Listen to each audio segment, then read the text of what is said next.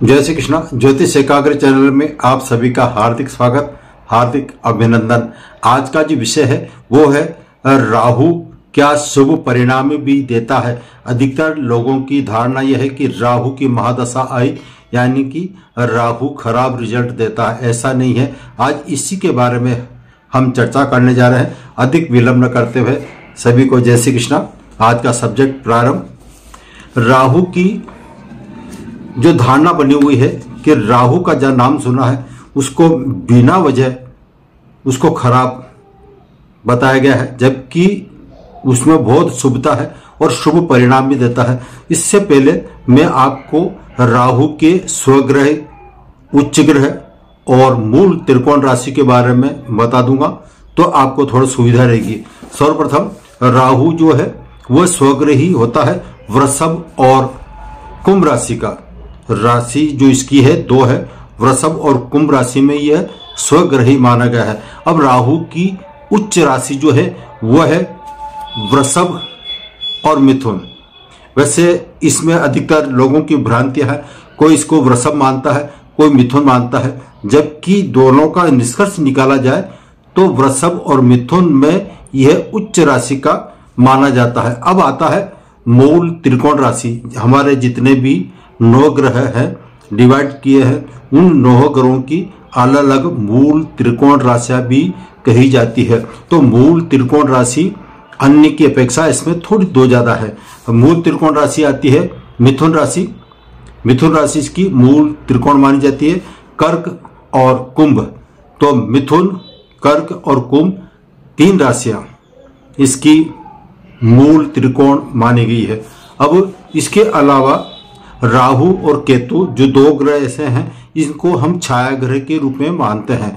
इनका कोई अस्तित्व नहीं मानते हैं। मूलतः सिर्फ 7 ग्रह माने जाते हैं, इनको छाया ग्रह माना जाता है। इसलिए राहु केतु की मैंने जो ऊपर बताया कि ये स्व राशियां होती है, कौन सी, कन्या और कुंभ, उसके बावजूद भी ये राहु और केतु को जो है स्वराशियों होने पर भी इनको उन भाव का यानी कि कन्या और कुंभ का स्वामी नहीं माना गया है। ये भ्रांति में आपको दूर कर देता हूं। इनको ऐसा कोई पद नहीं दिया गया है। ये राहु और केतु की एक विशेषता है कि ये जिस ग्रह की राशि में बैठते हैं, यानी कि हमारे 12 राशि होती है, 12 राशियों में से जिस राशि में यह स्थित होंगे वो तो उसका जो स्वामी है उस स्वामित्व का इसको प्राप्त होता है। तो यह स्वामित्व जो है, जैसे धनु राशि में स्थित है तो यह धनु राशि का स्वामित्व माना जाएगा। और वैसे दूसरे नजर से हम देखते हैं तो इसका मैंने स्वराशि कन्या और कुंभ बताई है, तो इसका अलग किस तरह से फलित किया जाता है वो मैं बाद में बताऊंगा। अब आता है मेन विषय। मेरा मेन विषय है कि राहु हमेशा ही अशुभ परिणाम नहीं देता है, बल्कि यह शुभ परिणाम भी देता है। तो कैसे देता है इसके बारे में विस्तार से बता रहा हूं। ये तो राहु जो है अष्ट लक्ष्मी धन कारक भी माना गया है, वो अलग सब्जेक्ट आ जाता है। अब यहाँ पे मूल जो बात है कि राहु यदि केंद्र में स्थित हो, यदि राहु किसी की जन्म पत्रिका में केंद्र में स्थित हो और इसकी महादशा या अंतरदशा आती है तो यह राहु ऐसे जातक या जातिका को जिसका राहु केंद्र में स्थित होता है तो उसको अच्छे पुत्र, अच्छे संतान की प्राप्ति होती है इस अवधि में, और साथ ही उसको धन प्राप्त होता है। यदि वो बेरोजगार है तो इस अवधि में उसको रोजगार प्राप्त होता है।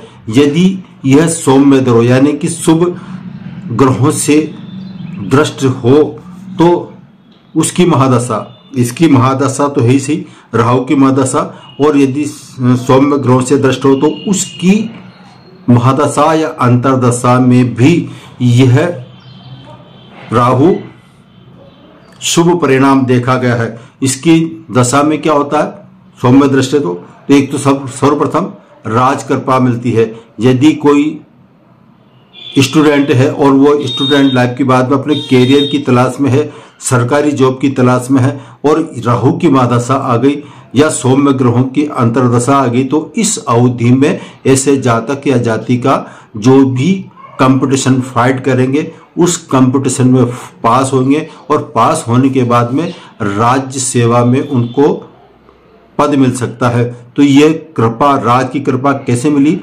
राज की कृपा ऐसे मिलती है, सरकार की जो कृपा है इस अवधि में जब केंद्र में राहु स्थित हो तो वो सरकारी नौकरी देता है और यहाँ तक कि उच्च पद की प्राप्ति भी देता है।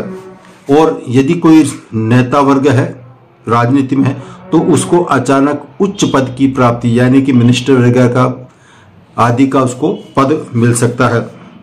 साथ ही ऐसे जातक की रुचि जो है धर्म के प्रति ज्यादा रहती है, ईश्वर भक्ति इसमें ज्यादा परिपूर्ण रहती है। ये तो आज जीवन रहती है। जब जिस किसी के राहु केंद्र में स्थित होगा तो ऐसे जातक या जातिका के ईश्वर की तरफ ज्यादा झुकाव होगा, इस आस्था बनी रहेगी, वो धर्म कार्य में बढ़ चढ़कर भाग लेगा। अब इसके बाद में आता है यदि राहु, ये तो केंद्र की बात हुई। अब यदि राहु त्रिकोण स्थिति में, अभी त्रिकोण क्या होता है बताता हूं। त्रिकोण होता है जन्म कुंडली का 5वां और 9वां स्थान, ये त्रिकोण भाव कहलाते हैं। और उपचय भावों में से तीसरा स्थान और 11वां स्थान, कुंडली का 3rd हाउस और 11th हाउस, ये उपचय भाव कहलाता है। तो यदि जन्म पत्रिका में राहु उपचय भाव यानी कि तीसरे स्थान पर या फिर 11वें स्थान पर स्थित हो, या फिर इसके अलावा कुंडली के जन्म पत्रिका में 5वें स्थान पर या 9वें स्थान पर यदि राहु शुभ अवस्था में स्थित हो और जिस राशि में बैठा हुआ हो उस राशि का स्वामी भी इनके साथ संबंध बना रहा हो, तो ऐसे में ऐसे जातक को इस अवधि में अटूट धन संपत्ति तो मिलते ही, चल असंपत्ति भी मिलती है। और जो भी वो कार्य करता है उस कार्य में उसको सफलता मिलती ही जाती है, ऐसा योग बढ़ता है। और राज्य सरकार की सेवा तो जो करता है तो राज्य की तरफ से उसको विशेष सम्मान मिल सकता है। इस अवधि में उसकी विशेष कृपा बनी रहती है और सुख समृद्धि के अच्छे योग होते हैं।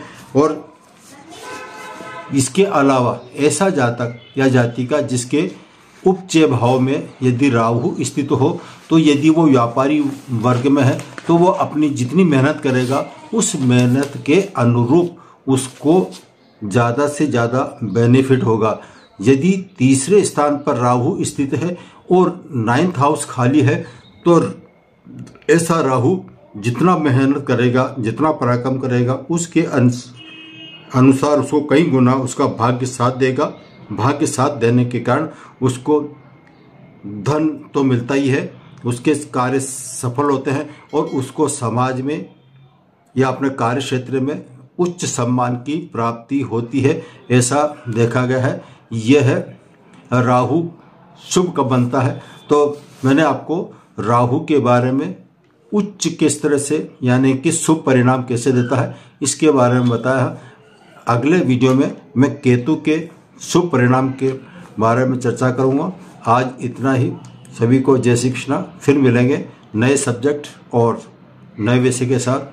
सभी को नमस्कार। मैं अपनी वाणी को विराम दे रहा हूं। यदि आपने मेरे चैनल को अभी तक सब्सक्राइब नहीं किया है तो प्लीज़ सब्सक्राइब जरूर कीजिए, आत्मीय निवेदन है। और यदि आपको ये वीडियो पसंद आया है तो प्लीज़ इसको लाइक कीजिए, शेयर कीजिए और हमारा उत्साह बढ़ाने के लिए आप इस पर हमारे चैनल पे बने रहिए। सभी को जय श्री कृष्ण।